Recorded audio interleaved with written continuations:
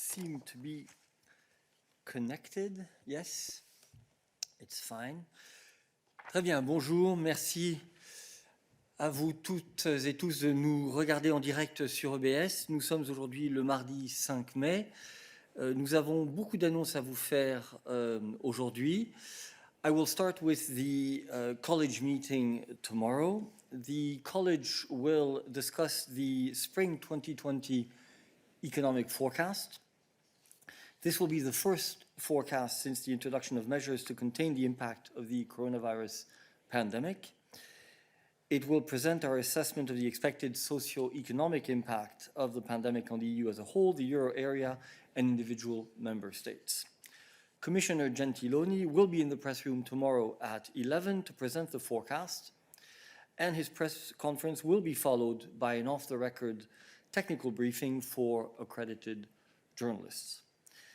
The college will also discuss an anti-money laundering package, which will be adopted by finalization procedure on Thursday. And Executive Vice President Dombrovskis will be in this press room on Thursday to present you the details. So Commissioner Gentiloni's press conference and the subsequent technical briefing on the spring economic forecast will basically constitute tomorrow's press events online. Now, a word on yesterday's pledging event, which I'm sure you all followed. As President von der Leyen said yesterday, the world showed extraordinary unity for the common good. During the Coronavirus Global Response Pledging Conference, which gathered almost 60 world and business leaders as well as non-profit organizations, the Commission registered 7.4 billion euros, equivalent to $8 billion, in pledges from donors worldwide. This includes a pledge of 1.4 billion euros from the Commission, 1 billion euros in grants, and 400 million euros in guarantees on loans. This almost reaches the initial target of 7.5 billion euros and is a solid start point for the worldwide pledging marathon, which is now ongoing. The aim, I remind you, is to gather significant funding to ensure the collaborative development and universal deployment of diagnostics, treatments, and vaccines against coronavirus. So this is only a start, it's not over, and we still invite governments, business leaders, foundations, and citizens to join the coronavirus global response and make their pledge on the website that you can see behind me, eu.europa/global-response. J'appelle maintenant Suzanne pour une annonce culture.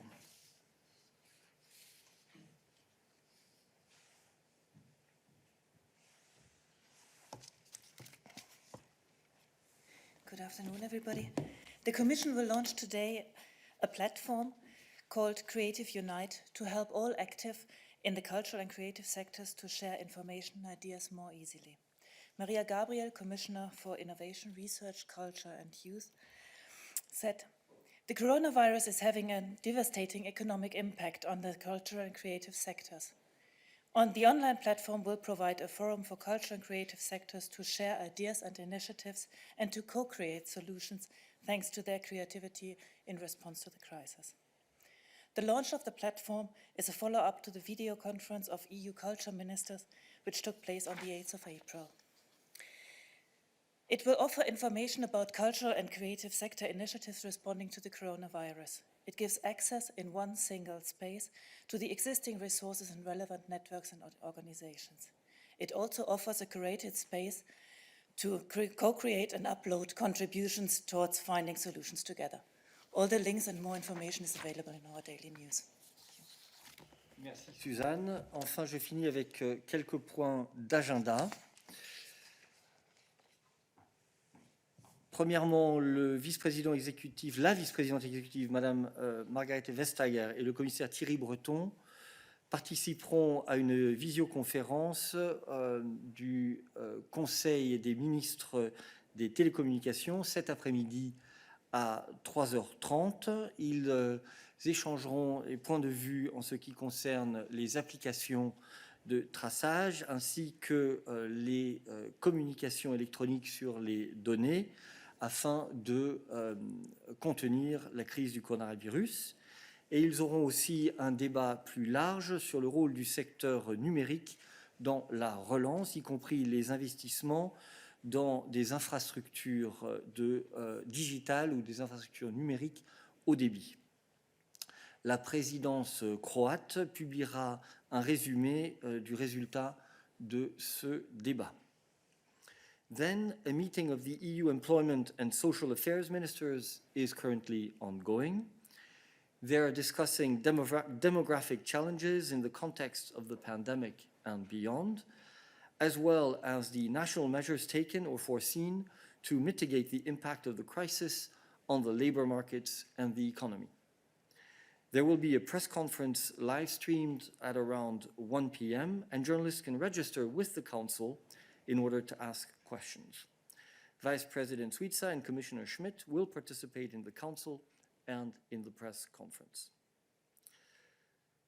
Today, finally, Commissioner Johansson is hosting a meeting with social partners and civil society to discuss migrants' essential contribution to recovery after the coronavirus crisis. Together with trade unions, employers' organizations, and NGOs, the Commissioner will discuss immediate challenges facing non-EU nationals in the current circumstances and how to integrate migration as part of the economic and social recovery from the coronavirus pandemic. This brings me to the end of our announcements for today, and we are ready to take your questions. If my button works, yes. All right, I have no particular order. Let's start with Anna Wandensky. Magazine. Alors, j'ai la question concernant l'opération Barkhane au Mali. Lorsque la situation dégradait ce dernier jour, et moi je me pose la question, est-ce que l'Union européenne va renforcer son engagement lorsque pendant la situation des coronavirus, c'est évident que les terroristes, les djihadistes profitent. Donc, et récemment, 2 soldats français ont été tués dans l'opération des combats. Voilà, c'est la question. J'espère que c'est la question pour Virginie. Merci. Effectivement, c'est une question pour Virginie, donc je l'appelle au podium. Oui, bonjour Anna, en effet. Tout d'abord, laisse-moi présenter nos condoléances aux familles des 2 soldats français qui effectivement ont été tués au Sahel dans les 4 derniers jours. Je peux rappeler à cet égard que le haut représentant a assisté dès le premier jour en fait, de son mandat à l'hommage rendu aux 13 soldats français qui par avant avaient perdu la vie aussi au Sahel, et c'était en décembre. Et à cette occasion, il avait lui-même rappelé que l'engagement de la France apporte une contribution essentielle aux efforts de l'Union européenne dans la région. Effectivement, on assiste en réalité dans l'ensemble du Sahel à une dégradation continue de la situation avec des attaques terroristes quotidiennes qui ciblent à la fois des militaires mais aussi des civils. L'Union européenne, comme tu le sais, ainsi que ses États membres, sont déjà fortement mobilisés au Sahel avec un engagement de plus de 4,5 milliards d'euros sur la période 2014-2020.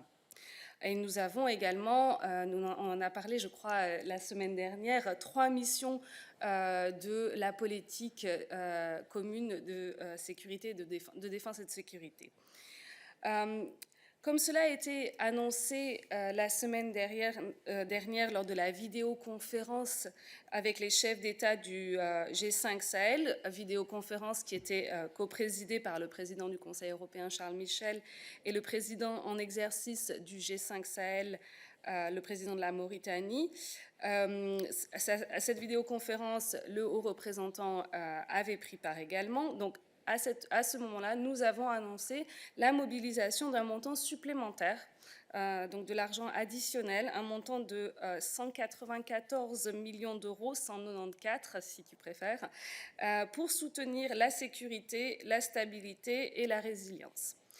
Au-delà des chiffres, cette vidéoconférence était l'occasion de rappeler, et ces chiffres, ces annonces traduisent un engagement politique fort pour soutenir la coalition pour le Sahel et le partenariat pour la stabilité et la sécurité pour le Sahel. Je veux aussi rappeler que nous avons pris récemment la décision d'élargir le mandat d'une de nos missions de PSDC, de politique de sécurité et de défense commune, EUTM Mali, EU Training Mission Mali. Donc ce mandat va être élargi tant sur le plan géographique que sur le fond des missions, en autorisant l'accompagnement du déploiement des forces nationales de défense. Voilà, Anna. Merci beaucoup. Je vois beaucoup de mains levées, mais je ne suis pas sûr qu'elles soient toutes pour des questions d'affaires étrangères. Je vous demanderai de ne garder votre main levée que si c'est une question pour Virginie ou éventuellement pour Peter. So please unraise your hands. We will stay with foreign affairs for the moment and come back to other questions afterwards. So, I see Odile. Odile, tu as une question affaires étrangères? Oui, c'est relatif à suite de la Pledging Conference d'hier.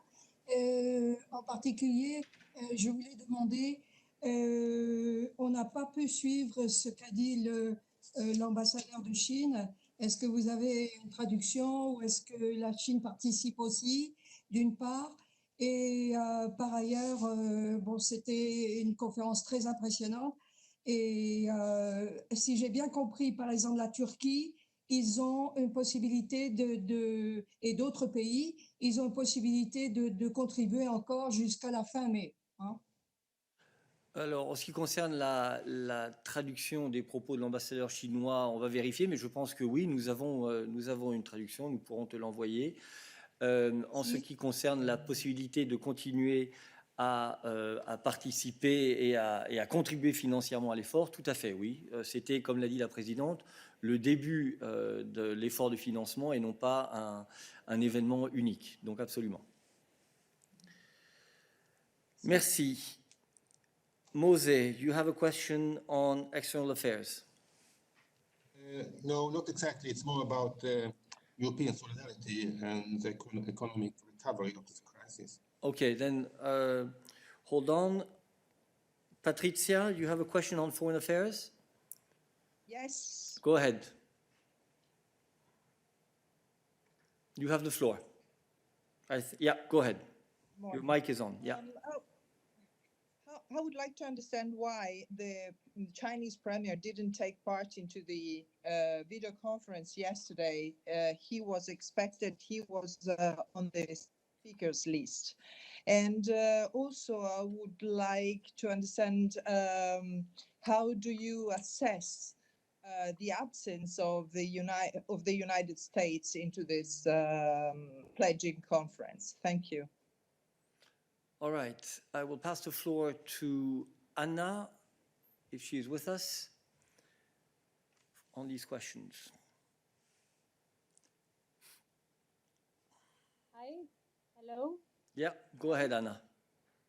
Okay, sorry. So concerning the participation of the different delegations, what we can say, of course, is that as per usual practice in these kind of events and conferences, it's actually the heads of state and the leaders that are actually invited.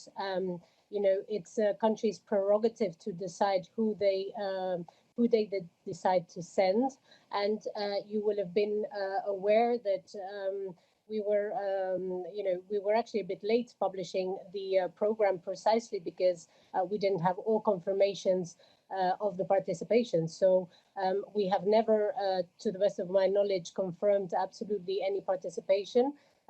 Except when we published indeed the program with all the participants of the event.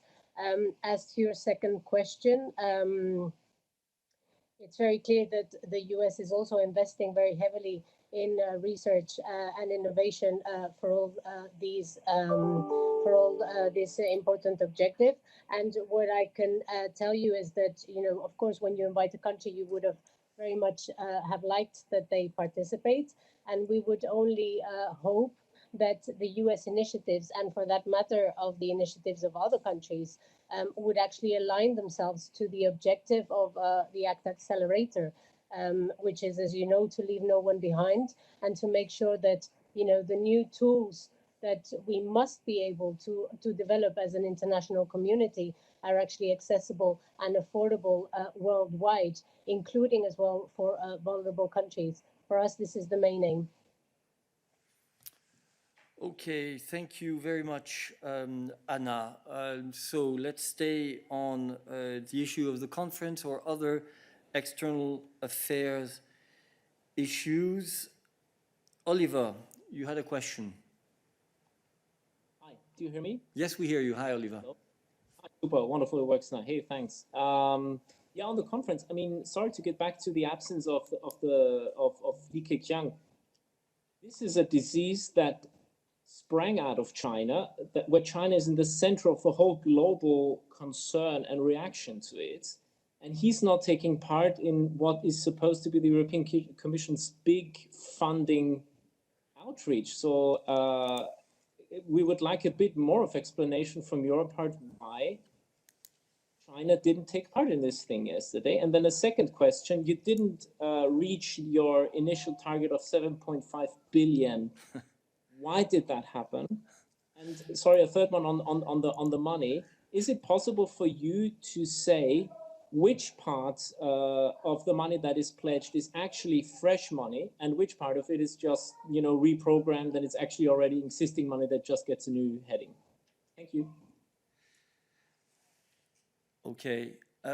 Before giving the floor to Anna, I would take slight issue with how you described the event. Supposed big fundraising issue, you said. I think it was a big fundraising issue, Oliver, and the result proves it. Secondly, China did take part, but at the level of its ambassador and not the premier. On the reasons why it was the ambassador who was selected, I would ask you to direct your questions to the Chinese. We send out an invitation. It is up to the Chinese to decide, as Anna said, and it is up to them to explain why they send one representative in particular. On the fact that we did not reach the exact amount, well, we aimed for 7.5 or the equivalent of $8 billion.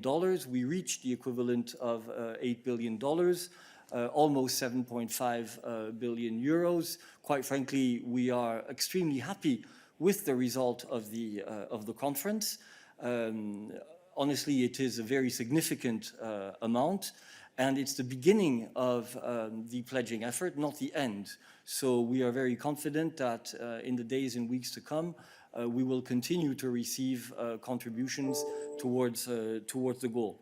On the issue of what you call fresh money, I would ask Anna to provide you with some more details on that.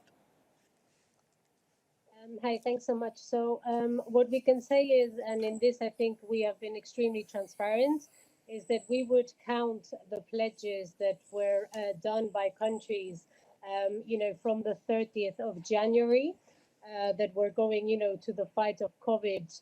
And they were going, through the WHO, precisely because it's when the WHO declared the pandemic, the coronavirus pandemic, the health emergency. And, we did not want to punish, the countries that had been first to react in support. So this is the reason why, and we are not asking the countries to explain to us what is new and what is not new, because we have very clearly said that they can count it in. So as you can, as you were able to see, countries pledged the figure and they pledged the figure.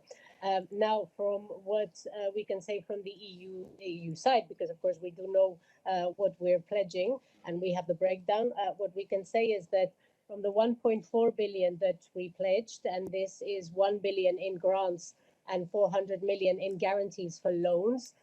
We can say that 910 billion have not been announced so far, and hence would be considered by the press as new money, as what you consider not previously announced. And if you completely want the breakdown of where that comes from, you would have 675 million that would come from Horizon 2020. We have 150 million that are coming from the Emergency Support Instrument for Health. We have another 80 million that are coming from RESC-EU, and another 5 million to support the WHO. Yes, and I would perhaps add one sentence on the fact that what is important here, Oliver, in our view, is the fact that this money is being channeled to a certain number of priorities and through a certain number of institutions or consortia with a very specific aim of a global reach when it comes to the development and deployment of the vaccine. That seems to us to be what is novel and important in this conference. All right, I still see lots of hands raised on external affairs issues. Alain, je vois que tu as une question affaires extérieures. Alors justement non, j'allais juste baisser ma main parce que c'est à propos de Karlsruhe. Donc si tu veux bien revenir vers moi après. On reviendra Merci, bien entendu vers toi, il n'y a aucun problème.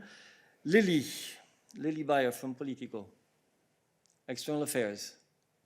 Thanks, Eric. I have a follow-up on the previous question. So if around 600 million out of the billion that is to be mobilized by the Commission, to use the President's words, comes out of Horizon 2020, could you give us a breakdown of where that money was originally intended to go? That is, was that money that was slated to go toward things like cancer research? I'm asking this because we're at the very end of the long-term EU budget. We only have a few months left. So to pull 600 million from Horizon, I would presume means pulling out of other programs. Thank you. Anna, do you have that information at hand?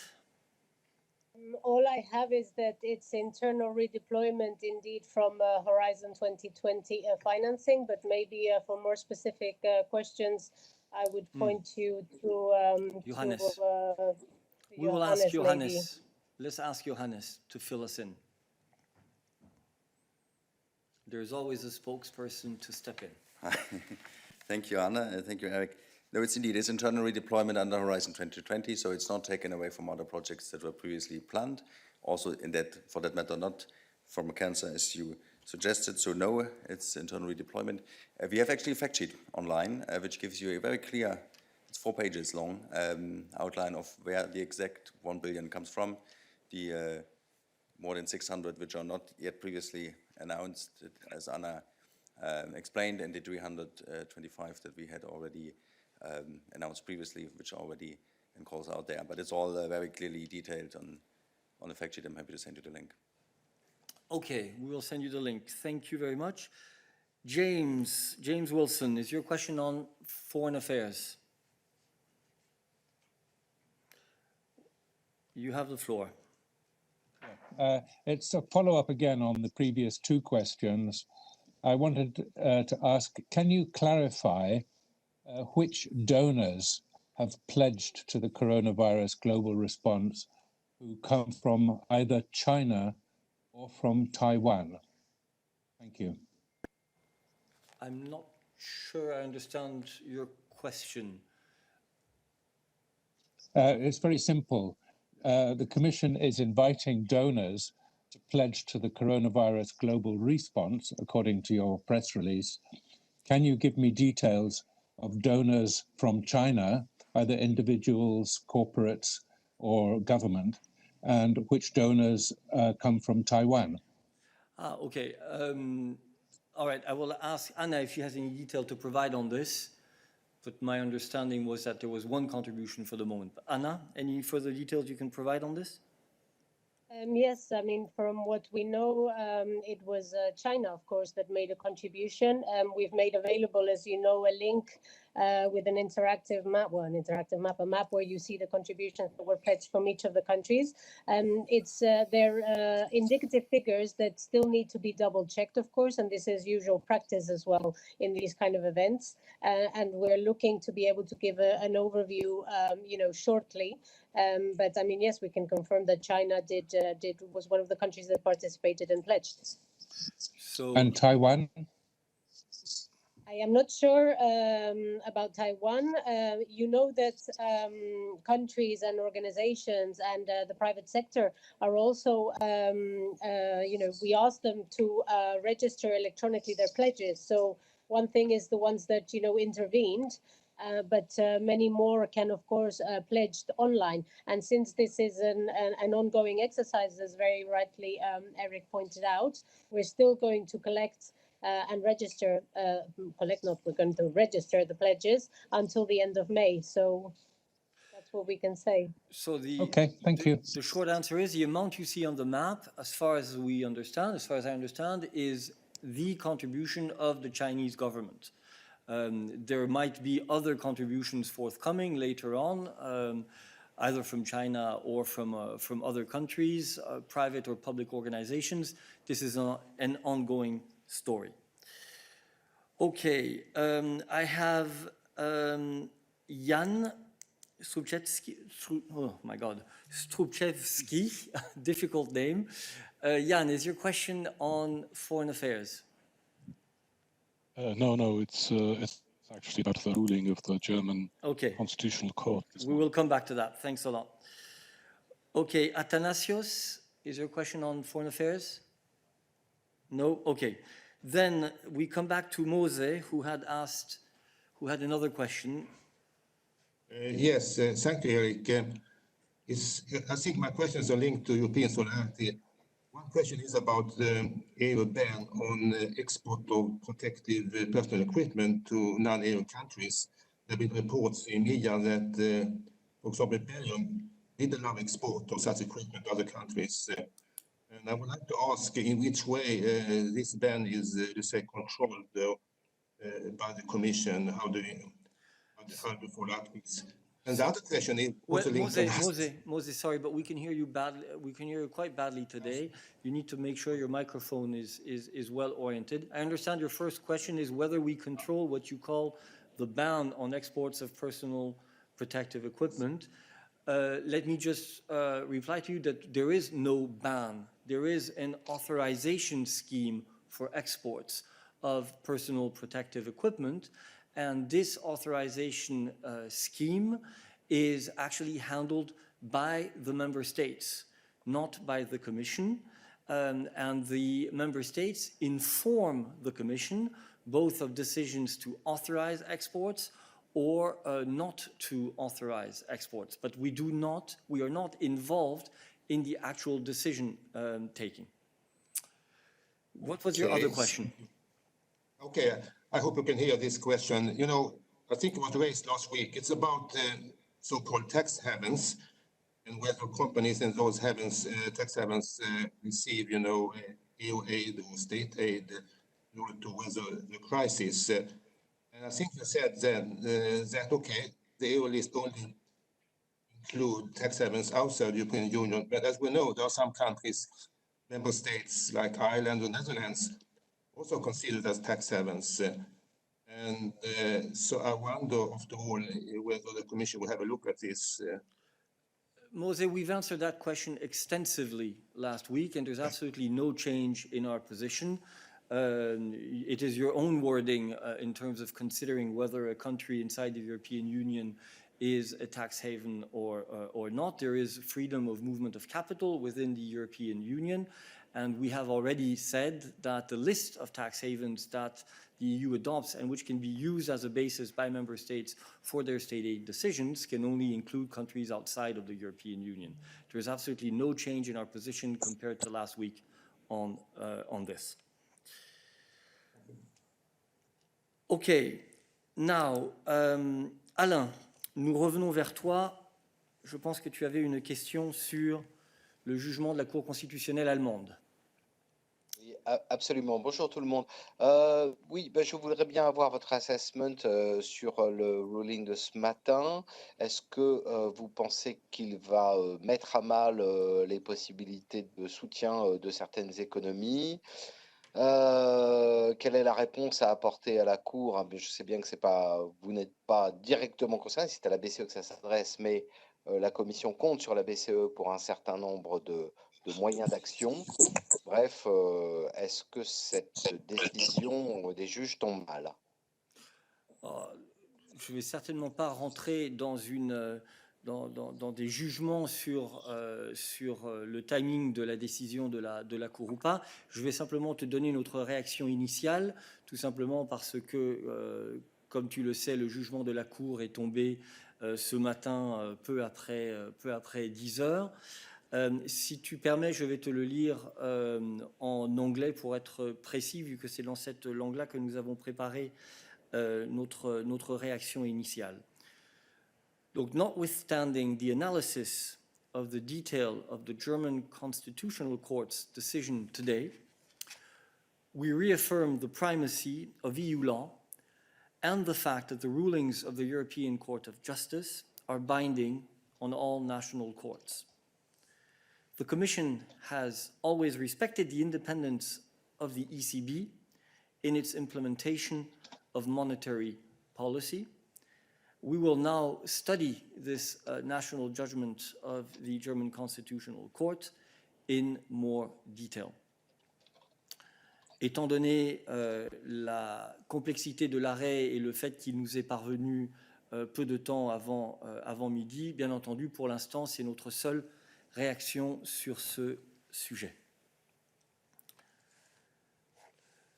Voilà, Jan, I suppose this, you had a question on the same issue, but I will not be able to say anything else. Is that okay with you? Yes, thanks. It's answered my questions. Thank you. Okay, thank you very much. So I see lots of hands raised. I will now move to Susanna. Hello. Hi, Susanna. Hi. Hello. I have a question on the next. Sorry, can't hear you very well. Make sure your mic is well oriented, close enough. Thanks.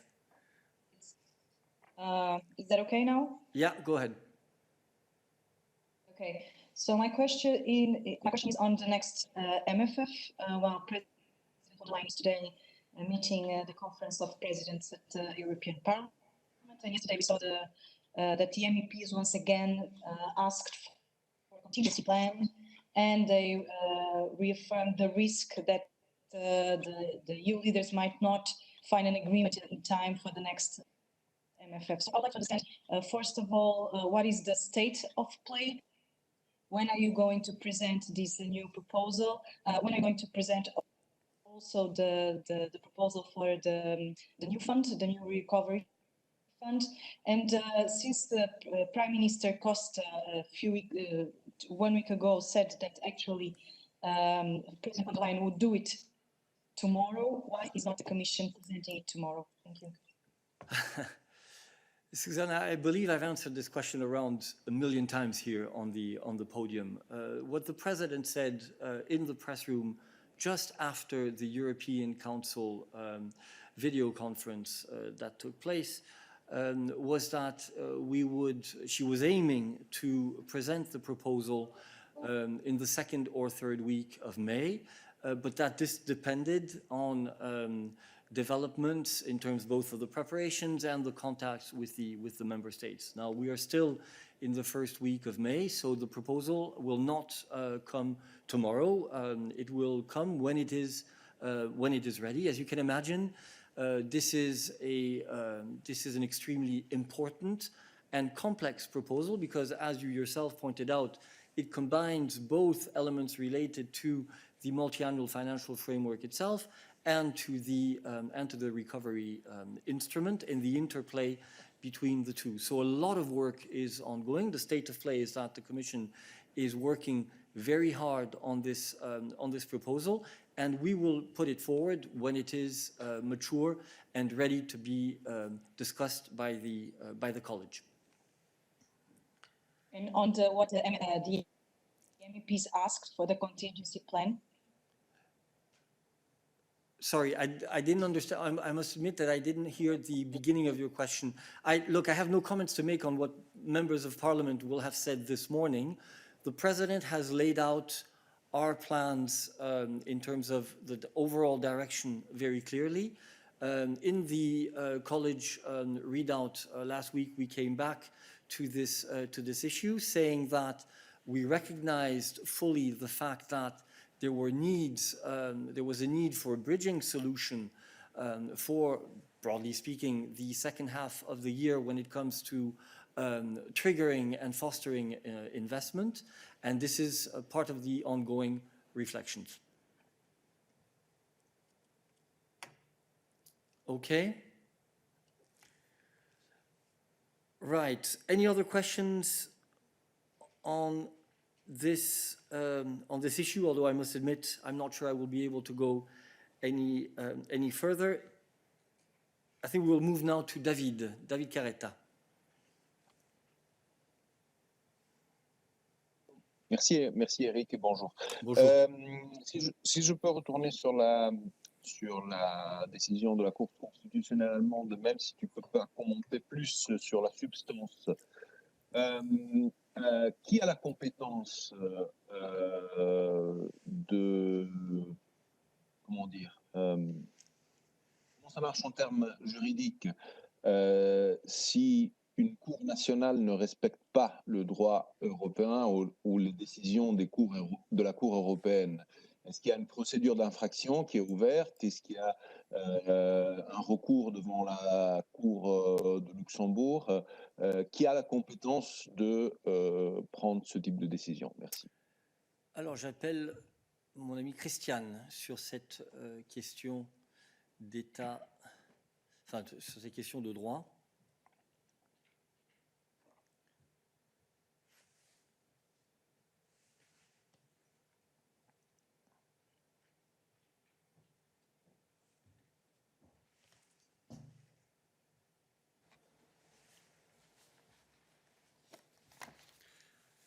I'm afraid I will also not have much to add on this. I think what Eric said was already clear. We first need to study the legal reasoning here of the judgment of the German Constitutional Court in more detail before considering any appropriate follow-up actions. Je pense, David, que c'est là aussi un sujet sur lequel nous sommes revenus à plusieurs reprises dans d'autres contextes. Il faut d'abord que nous regardions le jugement de la Cour. Il y a des principes évidemment très clairs que je viens de rappeler en matière de suprématie du droit européen et des décisions de la Cour de justice européenne.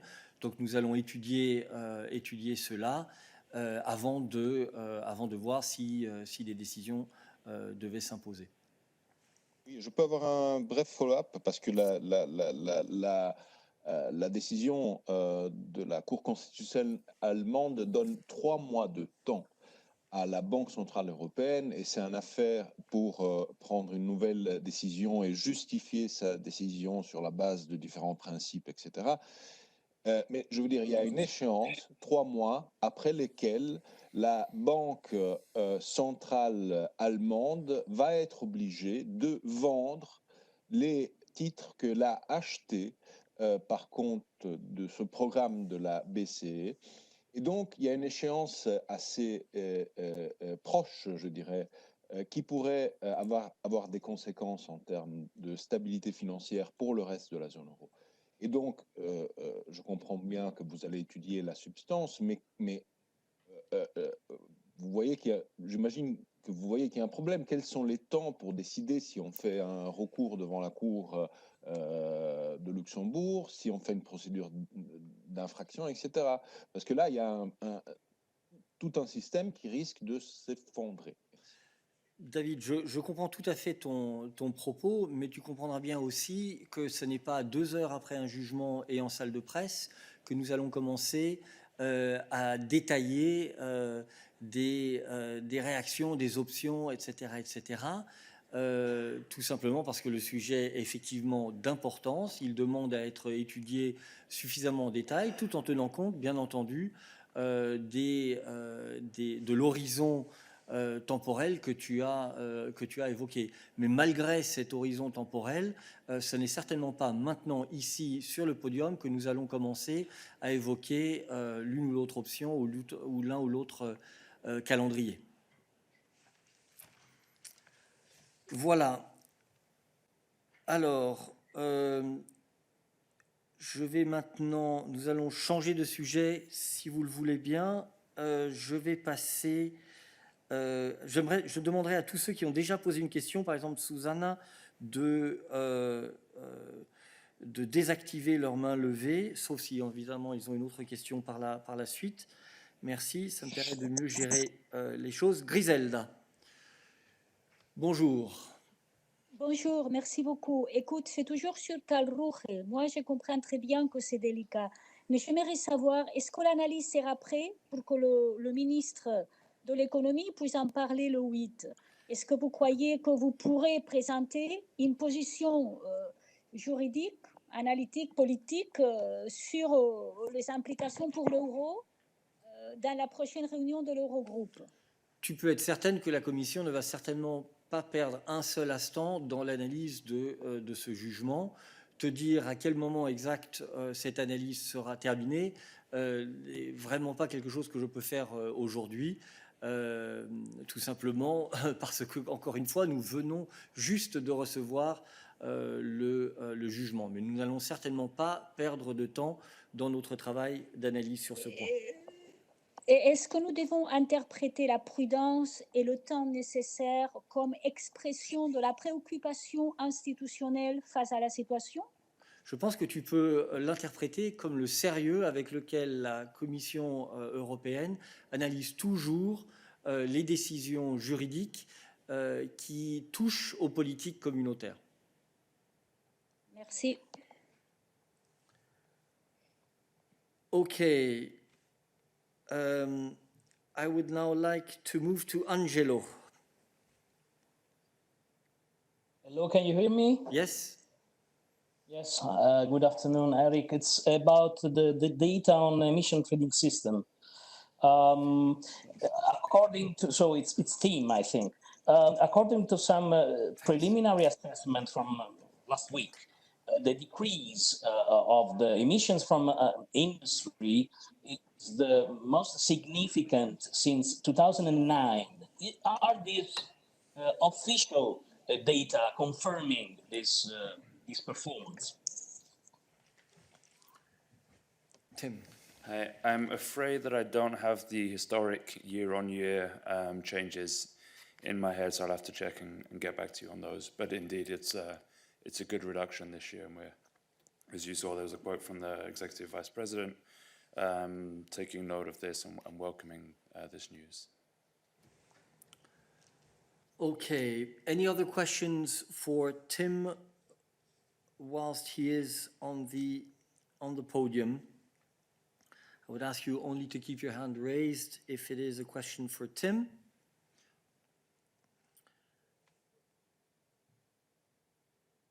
James, is it a question for Tim? I wanted to revert to my earlier question for Virginie. Hold on. So no other questions for you. So if you don't mind, we'll first move to Veronica and a new subject. Veronica.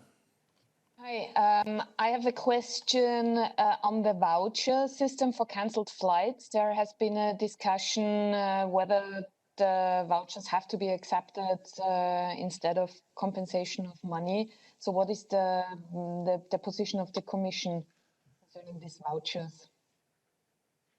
I'm happy to pass the floor again to Stéphane. But again, Veronica, let me say we have expressed our position time and time again on this. It is very well documented on all of the EBS midday briefing clips that you can find. But Stefan, if you want to add a word on this again. Yes, thank you.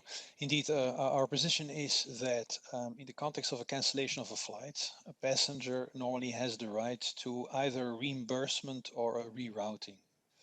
Some airline companies offer vouchers. Now, as far as vouchers are concerned, the passenger has the right to refuse such vouchers. So vouchers cannot be mandatory. The passenger has the right to refuse them. If that is the case, then in line with the passenger rights regulation, the airline company has to do reimbursement of the costs.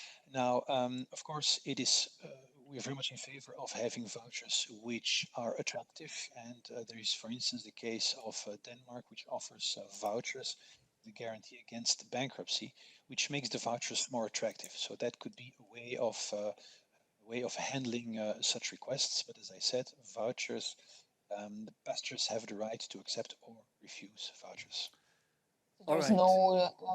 There's no change in any regulations or in any rules planned, as Commissioner Jourova kind of mentioned after the last college meeting.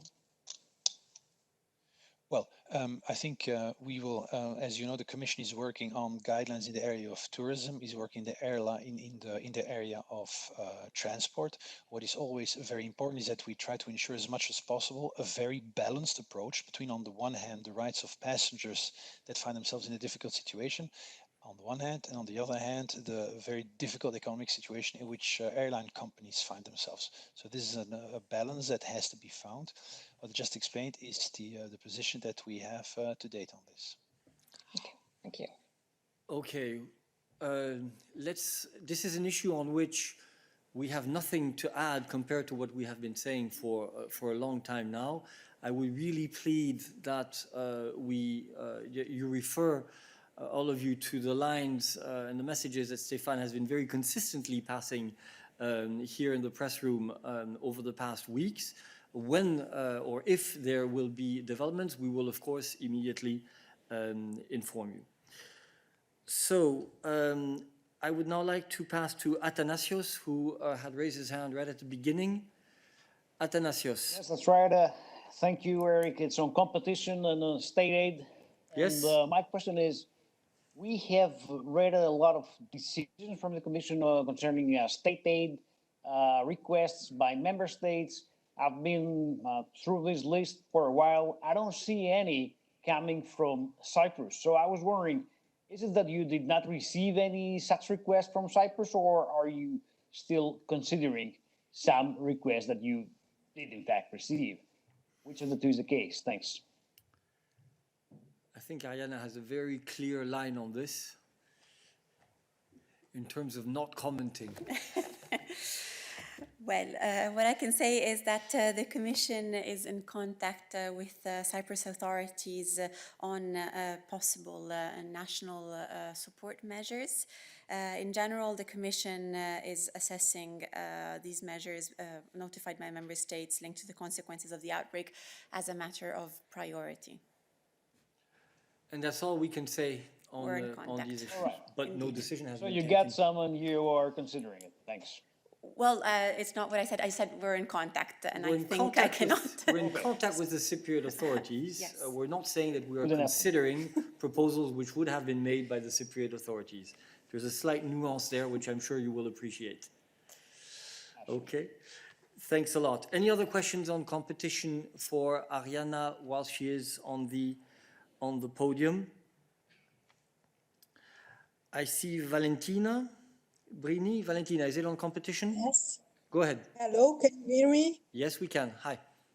Yeah, hi.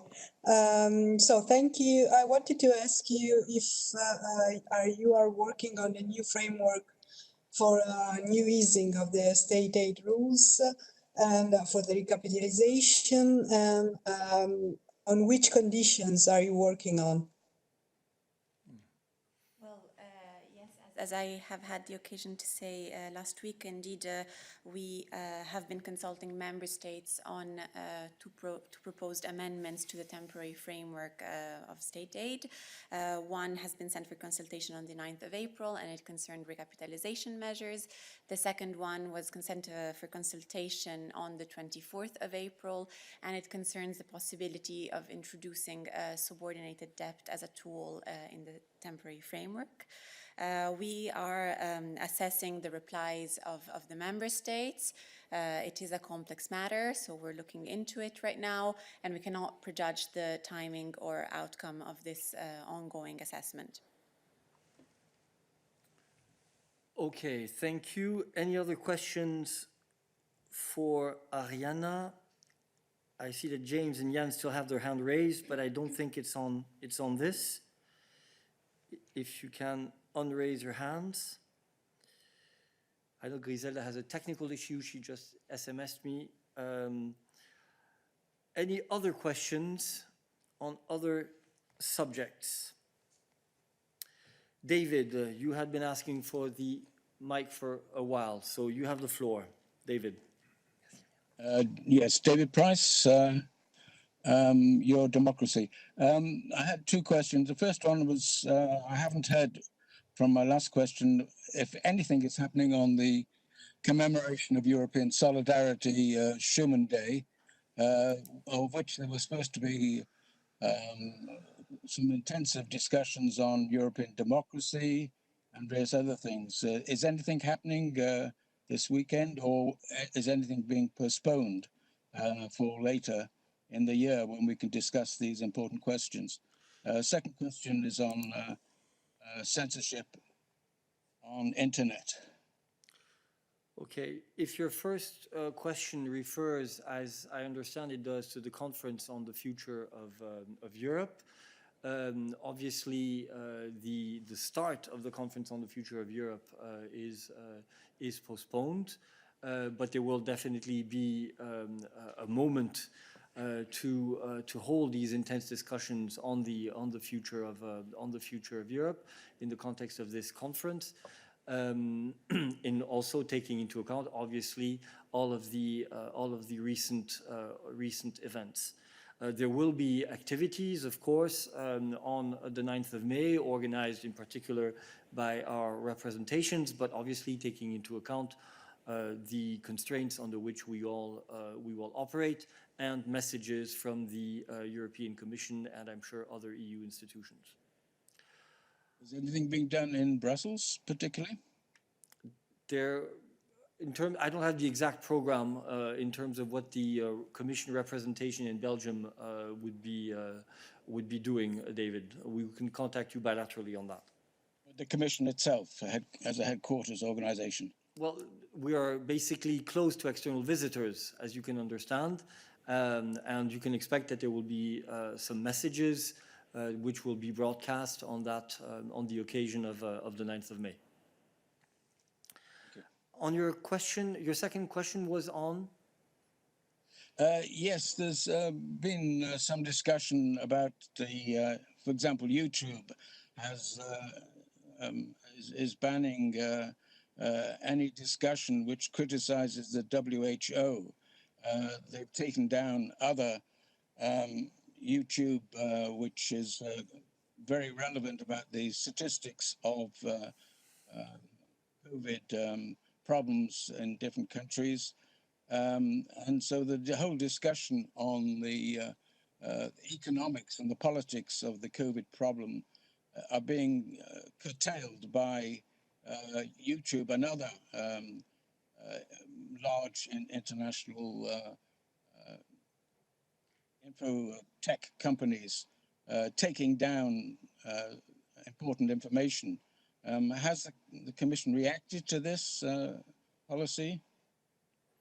David, I am not aware of any information that would substantiate the comment that you are making on this issue. We would need more precise information from you to ascertain that this is really happening in order to assess it. Well, it was the chief operating executive of YouTube who made this public announcement that any criticism of WHO will be taken down. Okay, we'll need to check that comment because we're not aware of that statement. So we will look into it and come back to you if we have a comment on that. All right. James, you wanted to come back to the conference, I believe. Yes, thank you. You referred me to the map on the website, which shows where the pledges come from. And I took a look at this, and there's a serious error in the map. It would appear that the Commission has aggregated Taiwan as part of Communist China. This is a serious error, and I would be grateful if you would confirm that you're going to correct this. Well, we will check your comment and see what action to be taken. If you scroll your mouse over the island of Taiwan, James, it shows. Yeah, I understand, and I said we will check and take corrective action if necessary. Okay. I'll watch out for it. Thank you. Patricia, you wanted the floor again? Yes. Do you hear me? Yes, we can hear you. Hi. Go ahead. Go ahead. It's migration. I would like to understand if the Commission is still coordinating efforts to try and redistribute the migrants that have been rescued by Alan Kurdi and Atamari. They have been disembarked in Sicily yesterday, and they are going to be transferred in Italian centers. So I would like to understand whether the redistribution coordination is still ongoing in general. And I would also like to understand when the asylum package is going to be presented, because Commissioner Johansson last week said that it's almost done. So I would like to have an answer on both questions. Thank you very much. On your second question, I'm afraid that we cannot provide you yet with information, but we will, of course, come back to that once there is more clarity. On the first, Adalbert, could you provide some information? Sure. Good afternoon, everybody. So first of all, regarding your general question, we definitely stand ready to play a central coordinating role to find a relocation solution following any disembarkation. So upon request of the member states, we are definitely happy to act as we have in the past. And regarding this specific situation of the persons who have been now disembarked from in Italy, we have not yet received a request from Italy to coordinate any relocation. Thank you, Adalbert. I do not see any other hand raised. No, that is confirmed. So thank you very much for your presence today. And let me remind you that tomorrow the press event here will be with Commissioner Gentiloni for his press conference on the spring economic outlook, followed by a technical briefing on the same issue. And we'll be back on Thursday for the daily midday briefing. Thank you very much.